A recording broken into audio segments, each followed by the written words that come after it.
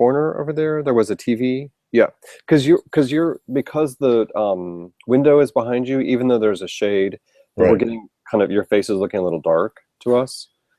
So You don't think that's appropriate, huh? it might be appropriate for you, but the viewer doesn't want that. So Is that better? even more.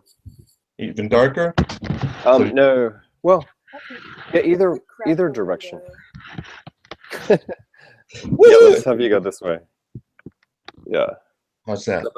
Yeah, he could. Like, what do you think? I mean, he could crack the window a little bit for more light. It's very dark. Yeah.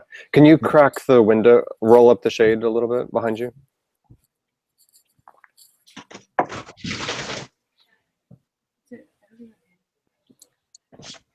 That's Yeah. better. Is that it? Yeah. Yeah, that works well.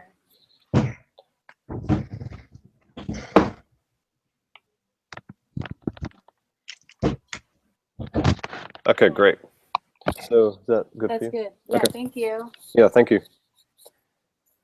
So we'll just Yep.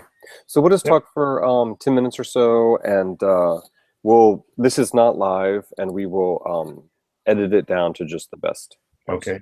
So don't worry about making any mistakes or anything. But you and I actually met a few years ago. Regrettable errors, but never Yeah, always on purpose. and never in print, right? But you came to the Texas Book Festival one year when I used to work there. We put you at the big Paramount Theater, and so anyway, belated thanks for coming, because I probably didn't Yes, actually I meet love you. that festival. Yeah.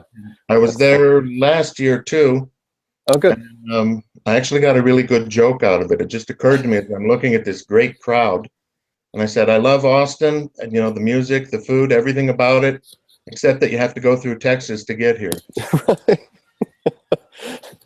No, it's true, and now I'm obviously back in journalism at Kirkus, but I program the new San Antonio Book Festival on the side, and the difference between Austin and San Antonio is just I like can't imagine. so amazing. So Okay. yeah, so you're in Asheville, Todd said? I'm near there, but I have to ask that you keep personal information like that out of the thing, because Yeah, I've no, had some really scary stalkers, and I don't right, want to right. make it easier. Yeah, no, I grew up in Texas, but I went to high school in Asheville, so I Oh, yeah. have a real fondness for it. Yeah, I liked it too. Yeah, it's really growing, and it's a lot cooler than it used to be when I was in high school. Let's put it that Yes. way. In fact, it's so cool. The town is practically overrun with buskers. Yeah, yeah. There was that interesting article in the Times, I think, Right. about that. Yep. Yeah, I just went to my high school reunion in April, and that we were down in Pack Square, and it was hard to get away from the musicians for sure. So tell me, I mean, you've been writing the Dexter series for a while, obviously. You could have ended it whenever you want to, I guess, but tell me about the various factors that came into play that made you feel certain that now was the time to let go. Well, all my life, all I wanted was to write a series that, you put out a book a year and pay the bills with it, because it seemed to me that what I grew up on was series like that, like John D. MacDonald and stuff like that. And it seemed like the greatest possible life. And it was the kind of writing I wanted to do, because I thought, I could do it well enough to support my family. At a certain point, it started to feel, not that I was burned out or that I was tired of it, but that might happen soon. Mhm. And so I started thinking about how to end it. And after the TV show ended, my publisher suggested it might be time too. Yeah. So all in all, I thought it was probably a good time to move on. Yeah. And so the TV shows will sometimes have storylines that that veer off from what you actually created. I mean, do you, what's your involvement in the TV shows, and do you just view them as sort of totally separate products? I mean, Tom Wolfe, when he wrote Bonfire of the Vanities, he said, for example, that the movie he would help if needed, but it was just something totally different. How do you view your relationship with the TV shows? Well, I was lucky in a sense that I did 12 years of hard time in Hollywood, and I know how it works. Um, and so I actually had that same conversation with the network executives. If you want me here, I'm here. If not, I understand what the word adaptation means. And so I kibitzed, I guess, especially on the first season. But after that, I'd visit the set from time to time, but I really didn't have any involvement in the actual show. And to me, it's a plus that I got to where I could watch it as if it was just one of my favorite TV shows. And my name would come on the screen. I'd go, "Oh, right, yeah, I forgot about that. Okay, yeah." And then I'm into the show like anybody else. So it was a separate thing. Now, when they did things that seemed wrong to me, for example, making Dexter more warm and cuddly and lovable, if I thought about it afterwards, it bothered me. But on the whole, it was a great TV show, and I really enjoyed it. Yeah, yeah. And so, speaking about Dexter becoming more sort of warm and fuzzy in the TV show, in this latest novel, Dexter is Dead, you have him say at one point that he is, let me get this right, heartless, soulless, empty inside, and devoid of human feelings. And he's describing himself and his brother there. Right. But in print, he's a very sort of charming and really a very self-aware person. Is the charm just a ruse so he can get what he wants, or? I think if it is a ruse at all, it's to get people to like him. Initially, I was kind of in the back of my head, I was thinking of Alex de Tocqueville, who wrote these wonderful essays on America as he's touring through it and sending them back to France.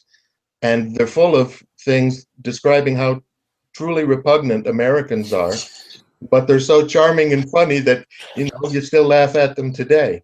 So I was kind of thinking of that how do we go about liking a serial killer? And that's one way. He's an outsider, so I took advantage of that. He makes comments as an outsider that I think most people couldn't make. Yeah. So he's an American serial killer through and through. Oh, absolutely. All American boy. So tell me about it. It's an interesting narrative choice to choose to write first person about Dexter rather than third. What went into your thinking with that? That was really, it was part of the challenge to see if I could do that. And also, again, to make him a little more immediate. The temptation when you're writing something like that is you may have one or two small sections from the killer's point of view, but they're always, and I wanted to show how someone like that could actually exist among us on a day-to-day basis. Because there are an awful lot of sociopaths that we see every day and don't notice. That's just a scientific fact. And I thought, how does that happen? And one way to do it, I thought, was to try to figure it out from the inside. So that's what I tried to do. And over the course of this long series, that challenge has, that's remained a challenge for you, right? It hasn't become something stale for you. Yeah, he has to grow as a character and I guess as a person, while at the same time he doesn't violate any of the basic things. Sociopaths do not feel empathy or most other emotions. Is irritation emotion? Or they're good at that. It can go even up all the way up to anger, but as far as love and friendship and all of that useless crap, they don't feel it. Right. So last question. I think some people might forget that you were actually an Edgar nominee before the Dexter series even started. So, so what's next for you? Like another, you love series, is another series or just a standalone, or? I'm working on a new series. If nobody likes it, it'll be a standalone. I'm also trying to get back to theater. I've got several new plays that I'm working on, and I've been discussing at a couple of locations productions of old plays. I have one in particular that's close to me. It's a production has been fully mounted 2 times, and each time the theater closed right before the opening. So it's a 25-year-old play that's never been produced, and I like it. I'd like to see it done. Oh, that's great. Okay, well, cool. Well, good luck. Thank you. Thanks for making time for us, and Pleasure. we'll get this ready and do it at pub date, and hope this last one does really well. Your lips to God's ears. Okay. Okay. Have a good day. Thanks. Okay. Bye-bye. Bye.